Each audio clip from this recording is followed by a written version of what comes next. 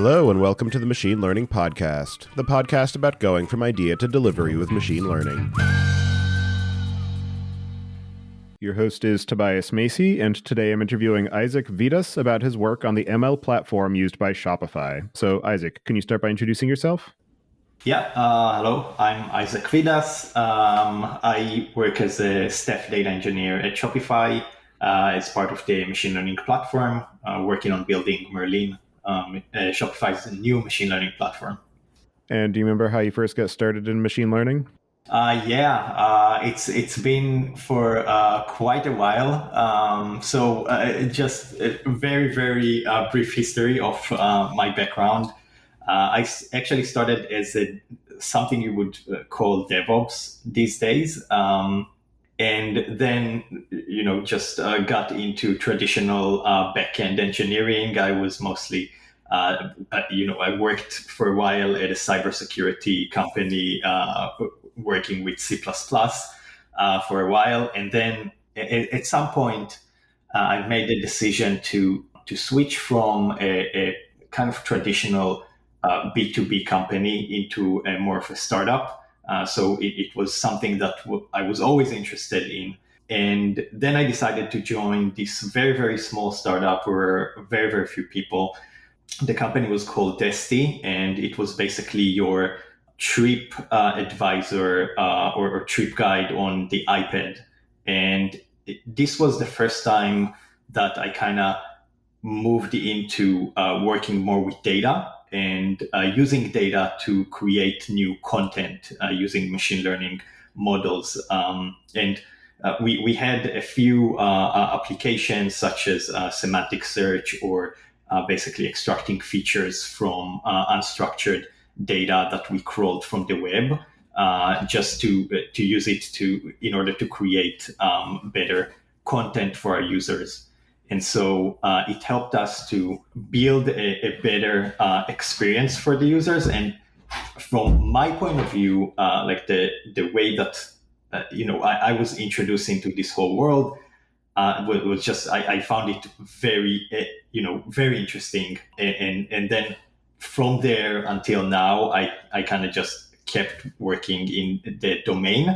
Mostly interested more in the applied machine learning and how it can be used to add benefits to a business and drive it. But I also very much appreciate the research side of it. In the past, I would say 8 years, there were situations where I was part of a research group, and in other places, I was part of teams that were using machine learning to create new features that can drive business. And so in terms of what you're doing at Shopify, for people who aren't familiar with the business, can you just give a quick overview about what Shopify is and then some of the ways that you're using ML to help power the business? Yeah, definitely. And so Shopify is basically it's a all-in-one commerce platform, and it enables merchants to set up online shops easily. The sentence that we always say, it makes commerce better for everyone. And so just in a very, one sentence, our users, merchants can set up online shops and then, sell their contents from those shops online. The Shopify was created and launched in 2006. And our CEO, Toby he wanted, in the beginning, he wanted to create an online shop for selling snowboarding equipment. This is a story that we always hear when we onboard to Shopify. And so he noticed the gap of, for online stores and in order to reduce this gap, he built the e-commerce platform. And so from 2006 until now, today we have millions of merchants in 175 countries, and we have some large merchants that include Allbirds, Tupperware, etc. And so, as far as the kind of applications and adoption of machine learning at Shopify, I guess, what was your kind of initial involvement in kind of joining Shopify and how you got involved in the ML practices there, and maybe some of the initial challenges that you faced as you were starting to get acclimated and start to try to apply some of these technologies and capabilities to help power the business? So I joined Shopify in March 2021, so almost 2 years ago.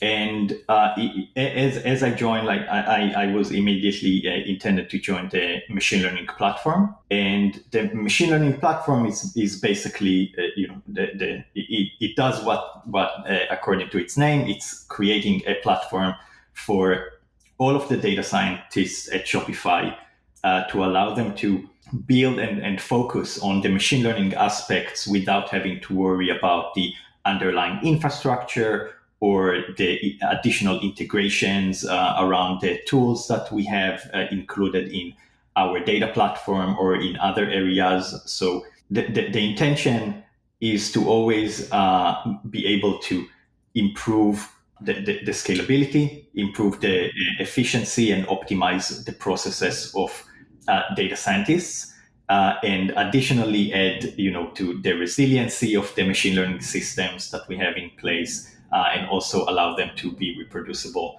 as much as possible throughout the different stages of the machine learning flow. When I joined, the team was very, very small, and they were just in the midst of making the decision to recreate the machine learning platform. At the time when I joined, the machine learning platform was built on top of a managed service on GCP, which was then it was called the Google AI platform. These days it's called Vertex AI. At the time, and it was there were a few decisions or a few limitations that we noticed, and we part of the decision was to avoid things like a vendor lock, or to make sure that we have more control over the tools that we're using. And the other part was to kind of look 5 years ahead and make sure that the requirements that we get from our stakeholders and from the teams that need to leverage the platform in order to create machine learning solutions for the company can definitely move forward and fast and deliver and make the impact that they need to. So it doesn't matter if they need like scikit-learn or XGBoost or PyTorch or whatever type of machine learning library that they use, or if some use cases use specific CPUs, or other use cases use GPUs. All of these elements can play together in the same platform and not conflict with each other. And part of it was the restructuring or redesigning the way that the machine learning platform would work at Shopify. And the other part of it was how can we build it on open source tools? So this will allow us to impact and also contribute back to the community of the open source solutions, and also be able to kind of see how other companies are doing it, right? And early on, as we got into the prototype phase and proof of concept, we looked into the different tools, and we looked at the Ray library, which is a Python library. It's basically an ecosystem that allows you to create, in the essence, it allows you to distribute code across a stateful cluster, a stateful Ray cluster. And the Ray ecosystem includes a lot of integrations around machine learning tools. And we've looked at it and started prototyping with it, and we saw how fast they are moving. Like when we started looking into Ray, it was Ray version 1.3, and today it's already 2.1. And throughout that process, we were able to look and see how to use this library and ecosystem and how to integrate the use cases that we have running at Shopify. And part of the proof of concept was to take the most advanced and complicated use case that we have, and not complex in terms of necessarily the what it's doing. The project was product classification, so using text and images in order to classify elements and products that are added to a store.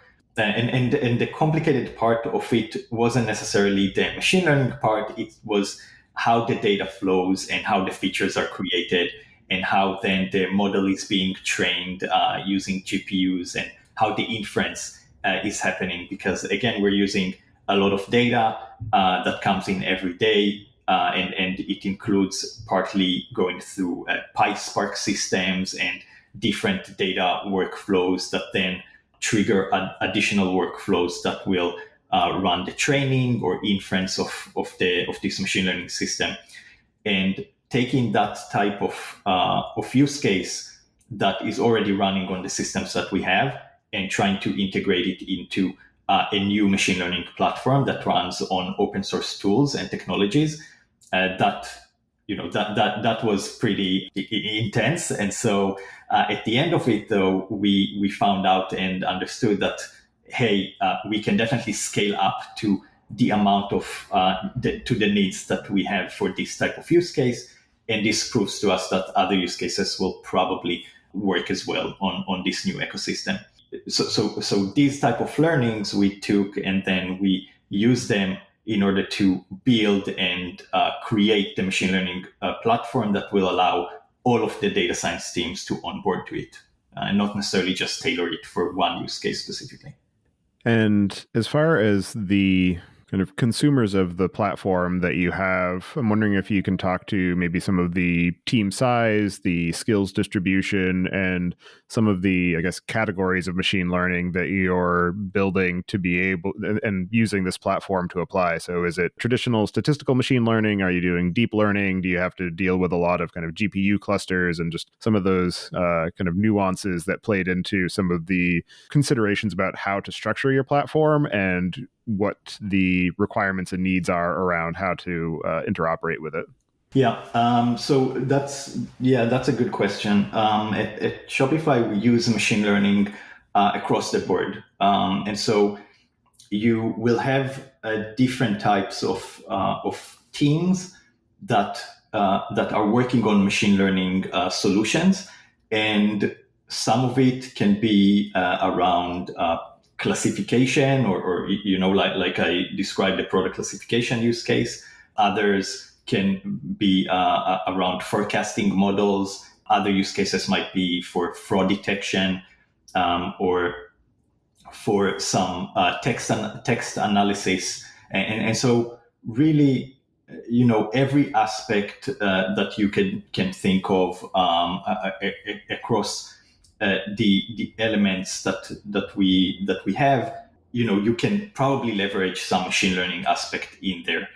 And at Shopify, we have the concept of a full stack data scientist. This means that a data scientist, they can definitely work on statistical models. They can, create the more traditional scikit-learn models, or work on XGBoost. And we definitely have some of these. We might have some more of deep learning. We have some use cases using TensorFlow or PyTorch. For the classification, we have recommendation engines and ranking. We have search engines as well. And even today, there are new experiments with all of the hype of GPT-3 and ChatGPT. Definitely, these things are something that is on the radar for our product teams. And so you do have the requirements that are coming in might be for just a multiple CPUs or a cluster that can run a lot of data through models or do a lot of pre-processing. But at the same time, you might have use cases that need 30 GPUs to run for some training job or to do some inference later on. So really across the board in that aspect. And as far as the kind of platform itself, you mentioned that you are currently building on top of Ray. And I'm wondering, before we get too much into the current state, if you can talk through some of the initial implementations of the platform and some of the ways that you approached the evolution and kind of how the growth of ML pushed you in the direction that you ended up going. So this happened before I joined. So I'll try to be as accurate as possible. And so the machine learning platform, as far as the story goes, it already went through 2 or 3 iterations. Right now, we're either on the 3rd or 4th iteration, depends on who you ask. But in the beginning, it started by being built on top of a legacy PySpark system that we have in place. A lot of the data jobs and workflows that run in Shopify are running on top of a legacy PySpark system. And in the past, I think the decision around it and the thought around it was that building on top of that system would benefit the data scientists, as they will be already familiar with what already exists. And it also kind of went with the whole concept of a monorepo that we're very big of at Shopify. And the team that kind of handled it and went forward, they created these solutions that could benefit a few use cases at the time. But then, things happened in the industry and in the domain, and things change. So the team gets new requirements, and sometimes you can see how these requirements will hit a limitation in the future. And I think this is where you make a decision of like, do you still build on what's already exists, or is it time to kind of pivot and move into a new infrastructure and try to leverage some new tools in order to apply on these new requirements? And especially in the ML and ML ops domain, because things move so fast, I think in a lot of ways it makes sense to sometimes start from scratch and reevaluate the concepts that you had before and see what kind of new tools were developed in the last year or year and a half, and how you can leverage them to what you need to do next. And at the time, I think it was around the fact that Python 2.7 was still being used in that legacy system, and new machine learning libraries needed some newer Python elements. And especially with the solutions that exist on cloud provider, the team moved into GCP and the Google AI platform, and basically created a wrapper around the cloud provider solution to answer the new requirements that came up from our stakeholders. That was the second iteration of the machine learning platform. And then came the time where new requirements came in with some new libraries that we wanted to introduce, and the ability to kind of leverage any type of machine learning library. And that's where we made the decision to move into the open source stack and have use our own Kubernetes clusters to run the Ray clusters on top of, and on top of them run our machine learning workflows through Airflow or from the legacy PySpark system, or create these integrations across the board, and then leverage additional tools such as a model registry, and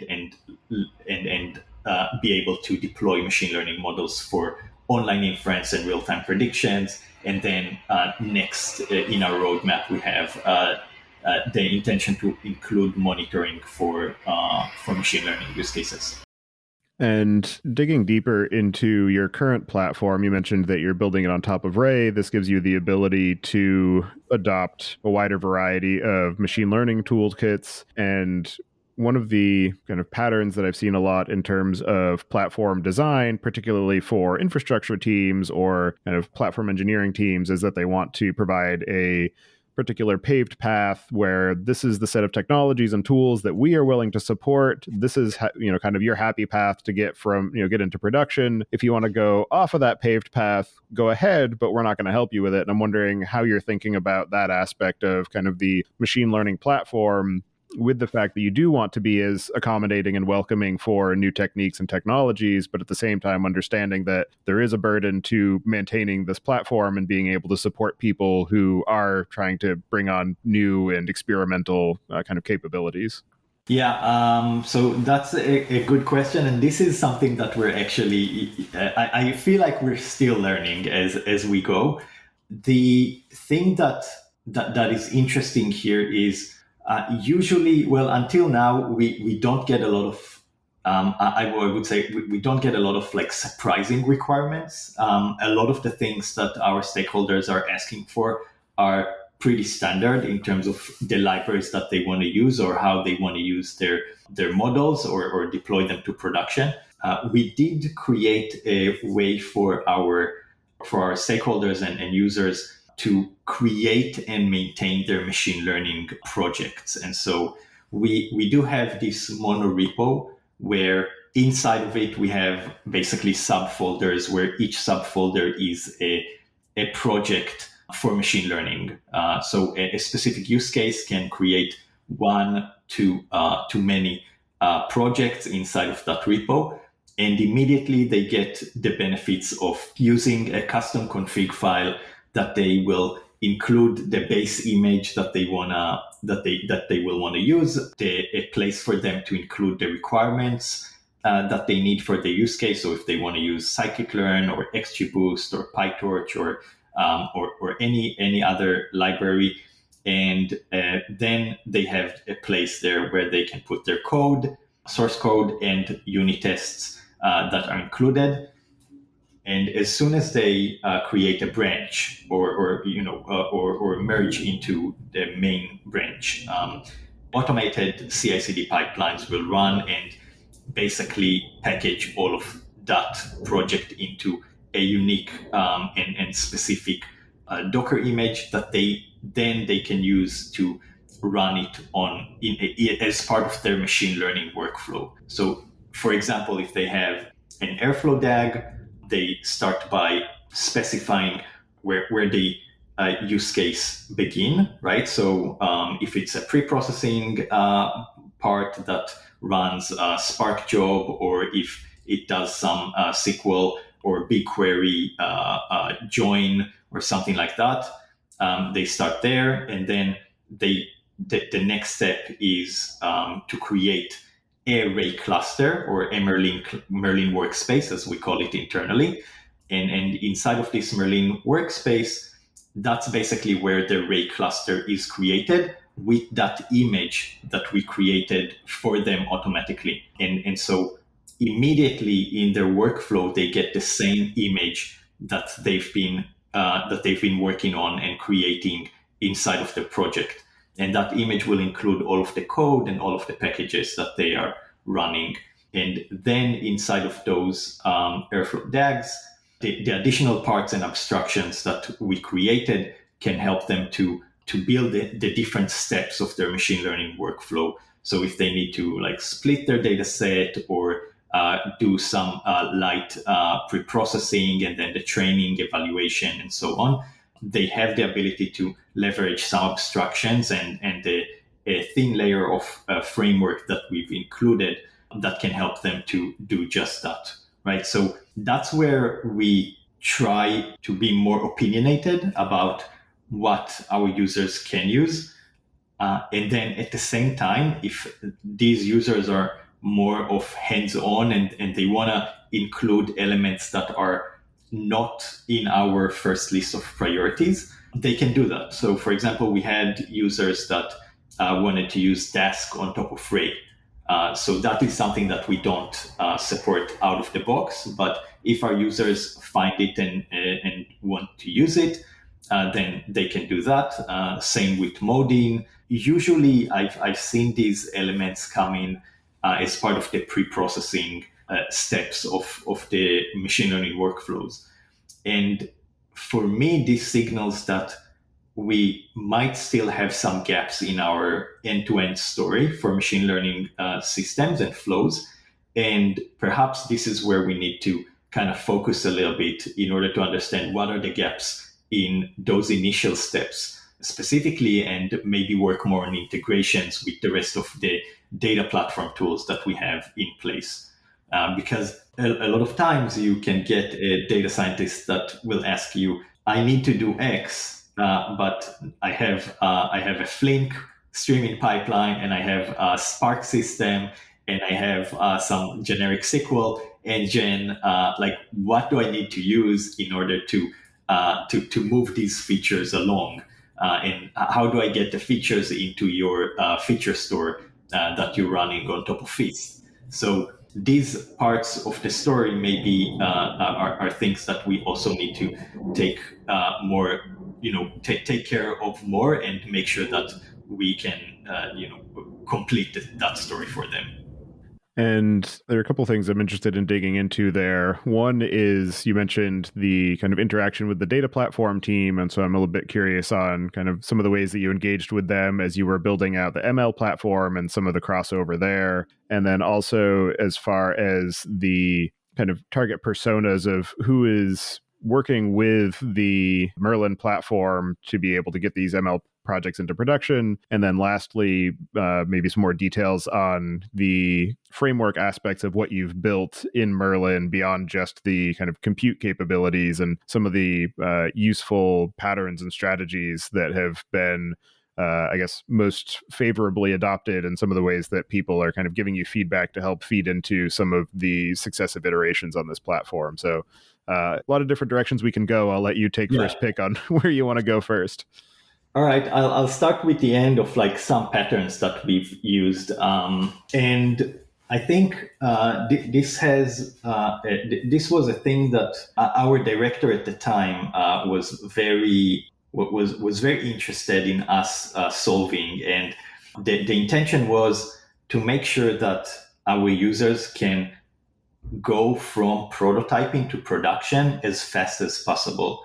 Like the whole step between, I've prototyped a model, it seems that it's working pretty well, now I want to run it in production. There's a lot of friction between these two parts, because at the time you never knew, like, did the data scientists work on it on their local machine? Did they use some notebook with a subset of the data? And then as soon as we start using the full data set, we will hit some friction or issues with scalability. And so early on, we tried and we made it possible to, even during prototyping, create the same type of environment that you would in production. And this is where Ray helped us achieving this, because what we've created is a unified API that our users can use in order to create their, what we would call Merlin workspaces.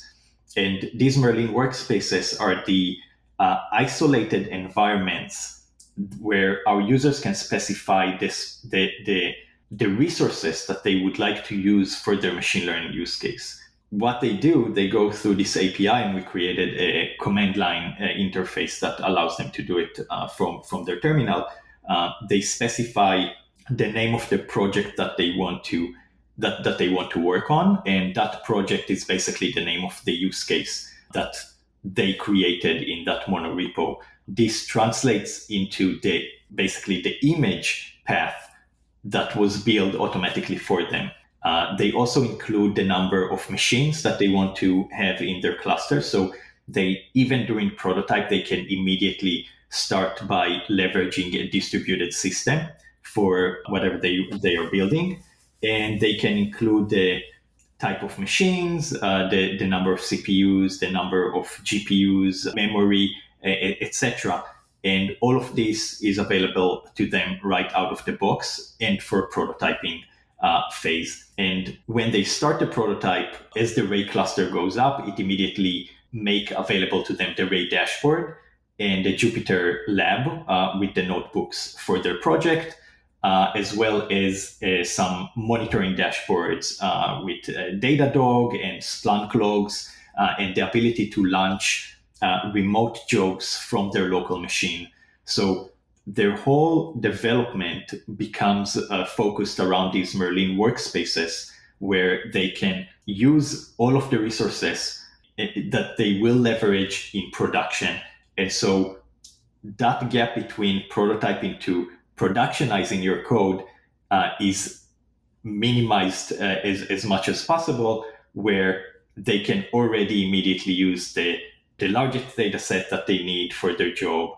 And they also can leverage all of the libraries and frameworks that we've included to reduce the amount of work that they have to do. So, for example, if they need to read Parquet files from GCS, then they don't have to write that code themselves. They can just use some helper functions. If they want to connect into the Trino cluster that was set up, it's already part of it, as all of these connections are already available through their Merlin workspace. So all of the elements and integrations that we can basically remove from what the user can do in order to help them to focus only on what they need to work on for their applied machine learning use case, we do that for them. And where we don't, that's where some gaps might happen, and this is where the platform should help out with. As far as the kind of focus of your platform design and development, what were some of the aspects of the workflow or the capabilities or the kind of user experience that you're trying to optimize for? And how did that inform the way that you approached the selection of candidate solutions and the evaluation and appraisal of them? Yes, so some of it is depends on the number of users that we need to support, right? So we started as a very small team, but we did grow in the last couple of years. But we do have to support many machine learning use cases across the board, and also we are talking about hundreds of machine learning, engineers and data scientists that we have to support with this platform. So there are certain elements that we had to include from a user experience side. So a place for everyone to put their code in, and a path for them to basically create images for their machine learning use cases, so we can onboard them into our Kubernetes clusters. This was one thing. The other part is understanding what we expect from data scientists. So definitely, for example, they will know Python, obviously, and they will know, machine learning and the libraries that they will need to include. Do they need to understand what Kubernetes is or how to work with Kubernetes? So not really, or at least not in at Shopify. I did, throughout our adventure and the companies that we talked to, some companies just give the Kubernetes access to their data scientists so they can run kubectl commands, and it can work. But for us, we wanted to reduce the amount of access that we are giving to different users that may not be familiar with Kubernetes or may not feel comfortable in running these type of commands. And we included everything inside of an API that we can leverage for both our users and also for our automatic pipelines. So from the Merlin platform perspective, it does not matter if you're a user that is running on your laptop or if you're some legacy system that has an integration with Merlin or an Airflow DAG. All of them, when they start by creating their Merlin workspace, they go through the same API. And that API allows us to control and leverage one consolidated way for creating these Merlin workspaces and Ray clusters, and also enable us to control how it's being used and how many resources we're creating. Because very, very early on, this was early on when we released Merlin to our users, which happened almost a year ago in February. And then when we released it, suddenly a lot of users started using the platform. and we've immediately seen increase in cost of the platform, just because of not necessarily that people were misusing it. At the same time, there were definitely mistakes, but we just saw like a spike of the amount of use cases that are coming into and use the platform, which we figured it was just because a lot of more tools and libraries became available right out of the box on day one. In order to control that and make sure that people are not actually spending money by mistake, we could enforce some cost estimations and cost rules around the API that we built. And this allows us to say something like, we can limit the amount of workspaces that a user is running at the same time, or we can limit the amount of machines that a user is running unless they get some additional approvals from the board. Or we can also give a cost estimation to the user that they can see how much money they have already spent with the resources that they're using, and then how much money they might end up spending if they continue running the work for the amount of time that the workspace can live in. Another aspect is that we wanted to make sure that people are just not forgetting their clusters running forever. And so we introduced the time to live for a cluster. And so after a while, the cluster will shut down, and the user has the option to extend that time if they need it. So we won't kind of kill a training job that was running for 2 days now in a row. And another interesting aspect of what you're building is the question of whether the Merlin platform is primarily a utility for experimentation and training, and whether or not it lives in the path of actually serving the model after it has been developed, and kind of what that deployment story looks like for being able to go from, I have this idea, to I've experimented and now I'm going to train it, and now I actually want to serve this model in production. Yeah, so both actually. So the first part where and this is where we're separating our Merlin into two different environments. So one is the one we call ad hoc or staging, where our users can experiment, and then they create these workspaces and they have their notebooks and they write the code, they try out different things. They can use our model registry and experiment tracking to even do more experiments for their use cases. And when their code is ready, that's where they go into our schedulers and orchestrators. So they create their DAGs on Airflow, and that DAG, they can run it and test it in staging environment. But after they productize it, they can run it in the production environment. And that's where, they still use Merlin, they still use the same APIs, but it's just running in a different environment, in a different cluster that is dedicated for production jobs specifically. And this is how we kind of separate the two out of them.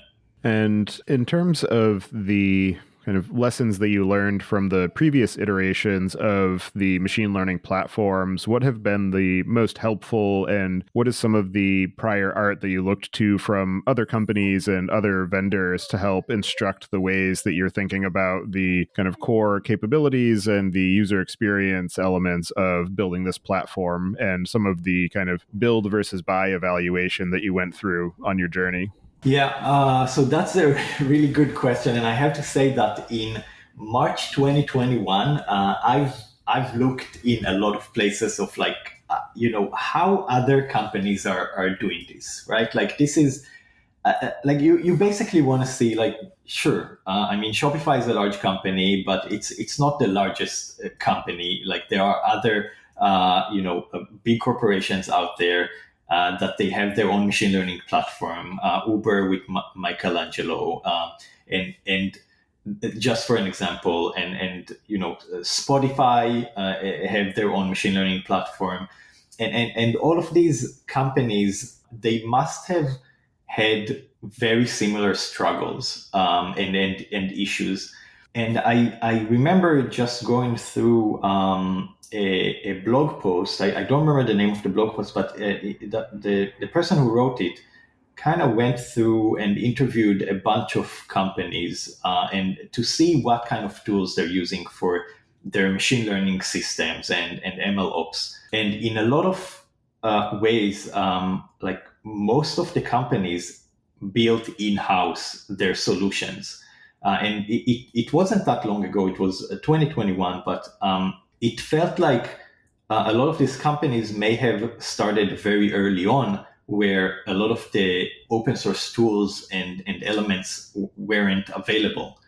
So, for example, for scheduling, a lot of these companies were using Airflow, which seems, basically correct, because Airflow has become very common and it matured. These days we have new tools like Prefect and Flight, or Dexter, but at the time Airflow was much more common. But in other areas such as a model registry or a way to create machine learning pipelines or serve machine learning models for real-time predictions, a lot of companies just used in-house solutions. So there wasn't a lot of places to kind of extract information from, but we used what we could, and we talked with we had a weekly meeting with the team behind Ray as we were leveraging Ray more, and they definitely helped us in order to see how we can leverage Ray into our system. One big question that we had early on was, should we have just one huge Ray cluster where everything will run on top of, or should we create a Ray cluster for each use case individually? Based on what we've understood around limitations of Ray and how Ray works internally, we got into the decision that we will create ephemeral Ray clusters, and a Ray cluster will be dedicated for each use case individually. And this will allow use cases to decide on the type of Python version that they want to run, or even the Ray version that they want to use, because maybe there are some breaking changes that and make sure that we won't have to apply the same Ray version to all of the use cases across the board, because some of the requirements might be conflicting. And these decisions that we've made, we kind of, we based it according to the requirements that we had internally. So we had the rate, the Anyscale and rating that helped us a lot in these stages in order to validate the ideas. But these were assumptions that we had to take. And then after we released Merlin and wrote the blog post that we published last year, a lot of companies that read through it and were thinking about using Gray or were already using Gray approached us, and we did start having these more conversations and more knowledge transfer in order to understand, like, what are the struggles and issues that additional companies are facing, and how we can leverage these open source tools to maybe fix issues across the industry for other companies as well. And the validation that we got is that some companies really took, the work that we did, and they applied the same kind of resolutions on their side as well.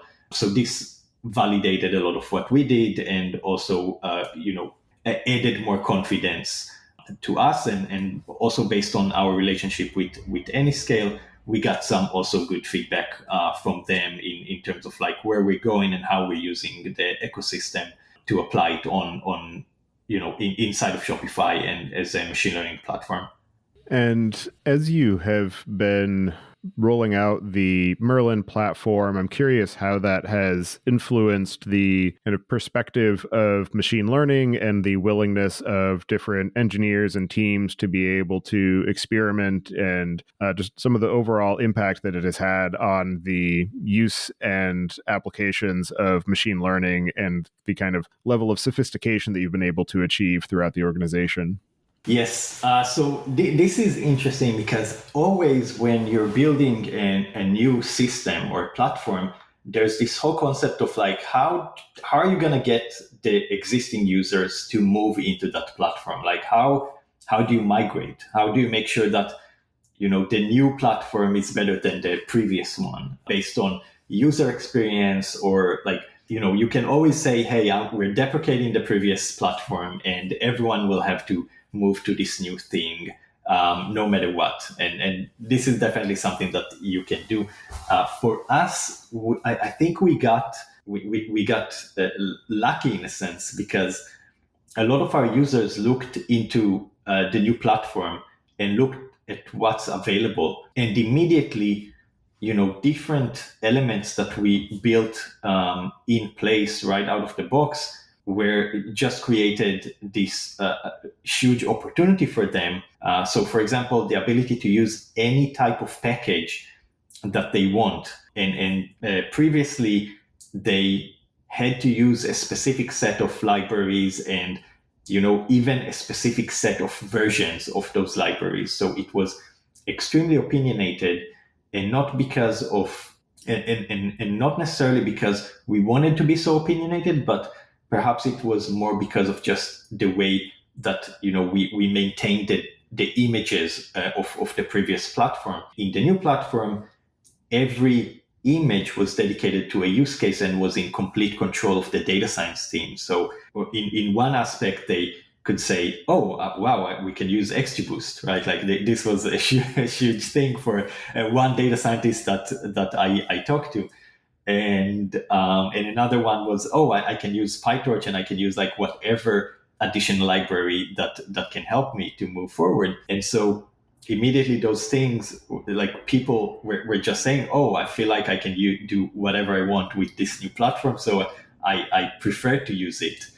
So it was very natural for that to happen all across the board. So it gave us a lot of benefits, and it made us very happy that what we built was resonating with the people and internal stakeholders. The other part of it was users understanding that they can also leverage Ray as a distributed system, and throughout the ecosystem include things like Dask on top of it, and be able to parallelize a data set across and not necessarily only use Spark.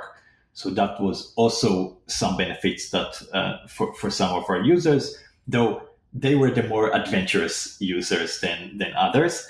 And again, like small elements such as user experience and the ability to leverage a Jupyter notebook that is dedicated, that comes with all of the requirements that is for your use case right out of the box. That was an immediate benefit for them. At the same time, there are also jobs that are still running on the legacy system and they are slowly migrated. And for those, we also put some sort of like a timeline where we would say, hey, we want to deprecate the legacy system. Please move your jobs into the new one, and so you can also enjoy these new features, and we can reduce the maintenance of the old and legacy systems. And in terms of the kind of applications of Merlin and the ways that it is being applied and adapted, and some of your experience of working with it, what are some of the most interesting or innovative or unexpected ways that you're seeing it used throughout the business? Most of the machine learning jobs that we are running are batch jobs. So you have these hourly or daily jobs that are running in order to create inference and then push that inference into a database and use them throughout the application. In the past few months, like in the past 6 months, we also released a few new features for the machine learning platform that included a model registry, a new framework that will enable our users to leverage more of the ML platform and less have to write their own code. But we also introduced an element of online inference. So the ability to deploy and serve machine learning models for online inference and real-time predictions.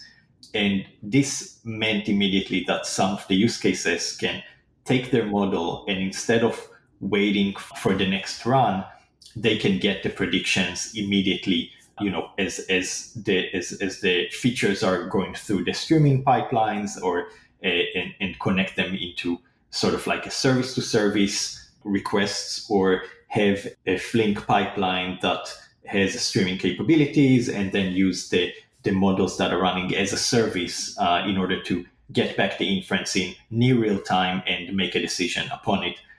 This opened up, new ways of leveraging machine learning for real time, and reduce the amount of, the feedback loop, right? So we immediately see new innovations of continual learning, where our users are starting to ask, hey, I want to be able to use the new data that was collected and train automatically, and then automatically deploy the models. So it's not necessarily something new and innovative across the industry, but seeing it at Shopify as something new that did not happen until now is only based on the tools that we're building, and the new features that we allow our users to leverage in order to to actually use these concepts for their machine learning systems and workflows.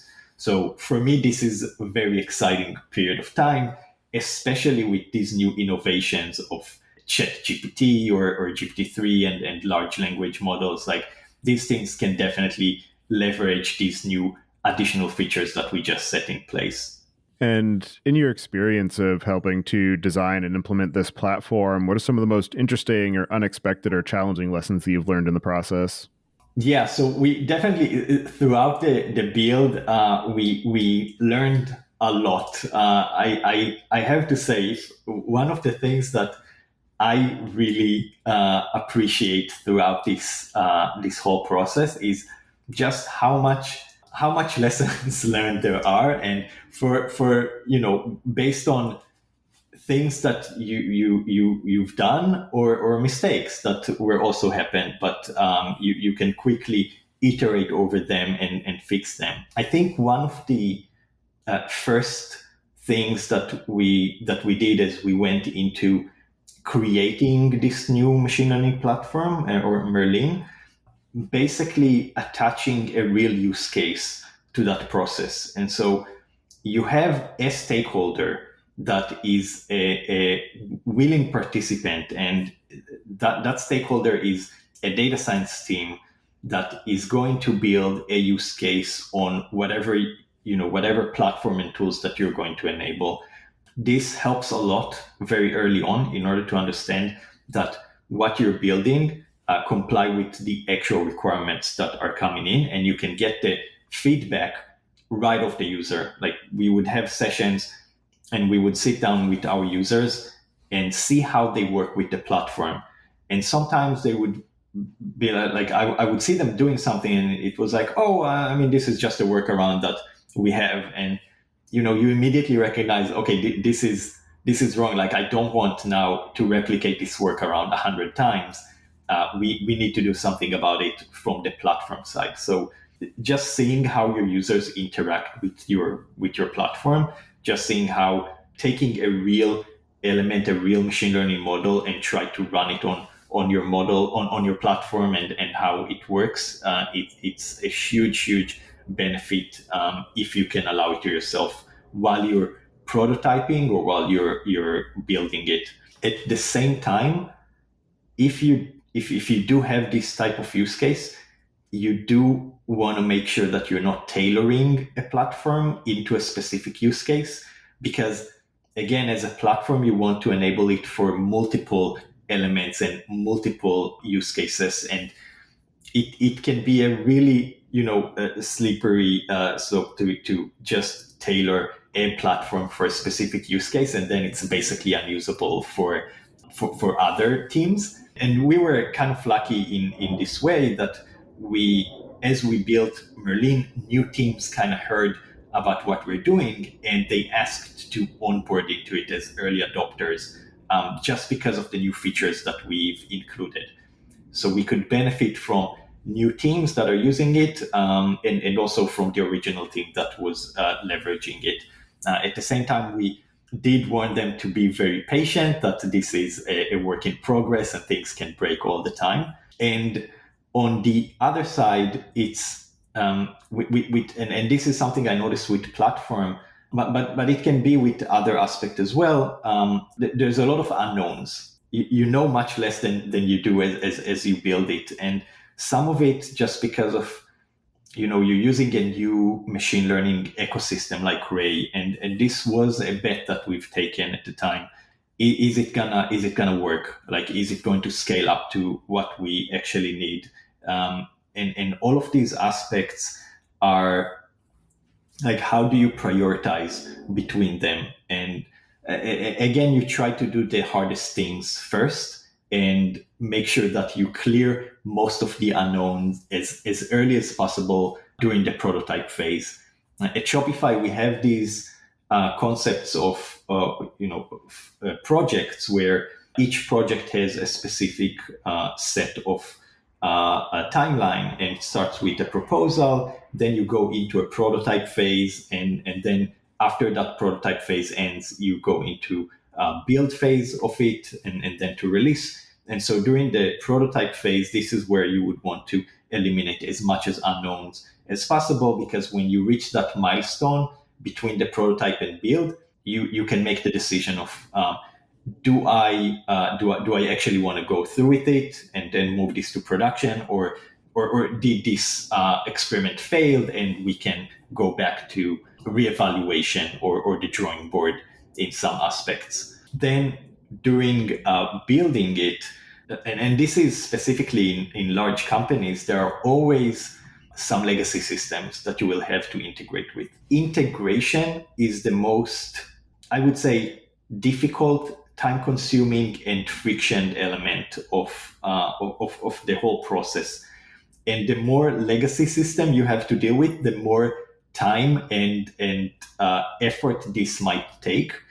But at the same time, if this is a legacy system that most of your users are using, you have to make the effort to integrate into it. And early on, we still had that PySpark legacy system that at the time was still running Python 2.7. Recently, they were able to successfully migrate, but we knew that in order to run jobs from it, we had to create some path to integrate it with this new Merlin platform that we're building. And in order to do that, we leveraged the concept that we thought about, such as a unified API, and then REST API calls that can create these workspaces and Merlin workspaces isolated environments, and run the jobs remotely from that legacy system in order to allow kind of like the same experience for our users, and so they won't have to deal with multiple systems across the board. But that was a huge part that was not necessarily around the technology. It wasn't around the type of library or ecosystem that we're using. It was just based on the specific elements and legacy systems that existed in our environment. The good thing is that with open source solutions, usually because it's just code, it's very easy to add additional layers onto. And this is not necessarily something we could have done with a managed service, for example, or a vendor service where it would be a black box for us. So from that point of view, I kind of appreciated the open source part of it for our use case. And as you continue to build and iterate on Merlin, what are some of the things you have planned for the near to medium term, and maybe any kind of useful mistakes that you've learned from and some of the ways that you're carrying that forward? Yes.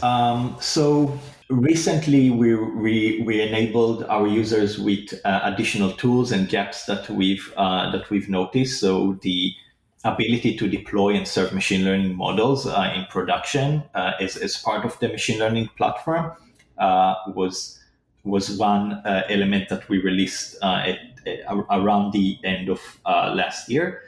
Additional, we added a model registry and experiment tracking system for our users. And we've also added that thin layer of library and framework that will help our users to create reproducible machine learning workflows through either Airflow or from other orchestrators. The next phases that we're, or the next steps that we're looking into is closing the gaps around monitoring.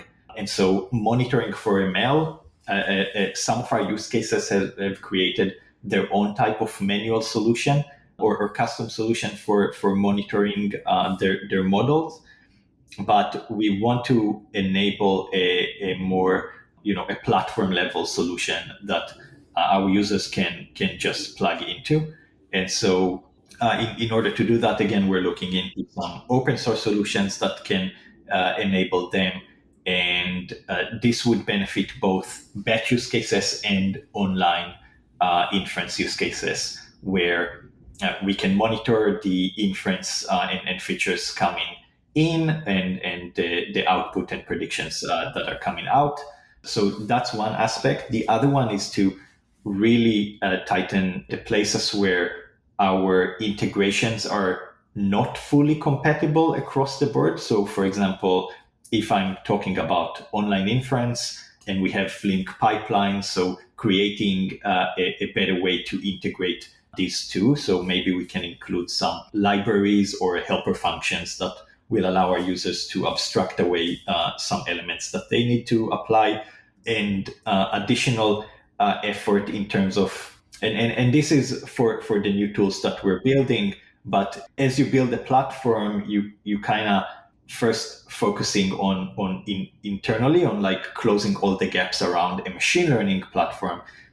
But then at the same time, you're trying to see how all of these things are connected across the board to the rest of the data platform and the rest of the data tools. So as they move forward and create additional elements or migrate into new systems, we have to kind of follow in line and make sure that these integrations are not going to create some friction for our users or even block them in some aspects. Are there any other aspects of the Merlin platform and the use of it across Shopify for machine learning that we didn't discuss yet that you'd like to cover before we close out the show? I think so. Again, the Merlin as the machine learning platform, something that we have been very conscious about is to make sure that this system is being used for machine learning purposes. So with Ray, for example, it's very easy to say, oh, you can actually run any type of distributed work on top of that cluster. So it might be very, very easy to misuse it for other purposes. But at the same time, all the resources and all the clusters that we're running underneath on the Kubernetes level with GPUs or with other resources that our users can use, we want to make sure that they are available for machine learning. So that when we get new use cases that want to onboard into Merlin, like the first question is like, obviously, what is the machine learning use case? And if it's not a machine learning use case, then it can probably fit in other parts in the organization or in the data platform where they have other tools to use there. All right. Well, for anybody who wants to get in touch with you and follow along with the work that you're doing, I'll have you add your preferred contact information to the show notes. And as the final question, I'd like to get your perspective on what you see as being the biggest barrier to adoption for machine learning today. There's definitely a lot of tools out there. I think every year as I go through conferences, I see a different kind of focus in different events. So I think in 2020 or 2021, I've seen a lot of feature store. Like a feature store was very, very big in terms of the amount of things I heard in different ways. These days, I hear a lot more about monitoring, especially in 2022. Like a lot of conferences, I've just seen a lot of vendors around it, and I think it just shows the maturity of the ML ops domain, of like how we're slowly getting to the end of the story where monitoring becomes the more critical aspect. And so we've we were able to deploy machine learning models. The machine learning models are in production. They are resilient, and we have a reproducible element that we can run it and use features from wherever. But now we need to keep them alive and make sure that we need to detect when we need to retrain them or what's going on with them in terms of explainability maybe, or just how these features or how these predictions are coming out. And so I do feel like the whole domain is maturing into kind of the end. So what I would like to know is how all of these new advances in machine learning with the large language models that have come out and will definitely change the picture, how this will change the map of the ML ops in the next year. All right. Well, thank you very much for taking the time today to join me and share the work that you and your team are doing on building the Merlin platform and some of the lessons that you've learned and some of the useful strategies that have come out of that. So I appreciate all of the time and energy that you've put into sharing your story, and I hope you enjoy the rest of your day. Thank you very much. Have a good day. Thank you for listening, and don't forget to check out our other shows, the Data Engineering Podcast, which covers the latest in modern data management, and Podcasts.init, which covers the Python language, its community, and the innovative ways it is being used. You can visit the site at themachinelearningpodcast.com to subscribe to the show, sign up for the mailing list, and read the show notes. And if you've learned something or tried out a project from the show, then tell us about it. Email hosts at themachinelearningpodcast.com with your story. To help other people find the show, please leave a review on Apple Podcasts and tell your friends and coworkers.